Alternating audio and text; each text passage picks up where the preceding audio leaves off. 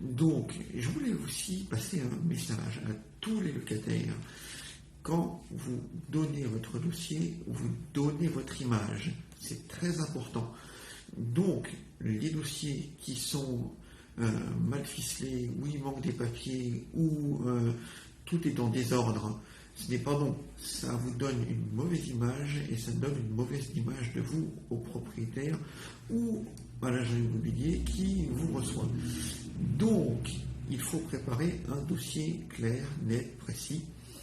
Donc, un dossier, en général, se compose des pièces régulières. Je vais vous les citer. Normalement, on a tous plus ou moins la même liste.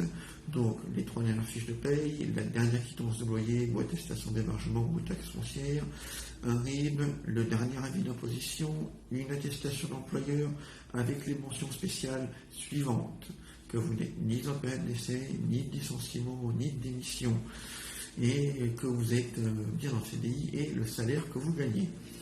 Il y aura également une photocopie de la carte d'identité, du passeport ou du titre de séjour en cours de validité, une quittance de loyer ou une attestation d'hébergement ou une taxe foncière. Et je voulais vous dire aussi que vraiment tout compte. Un petit détail peut changer les choses.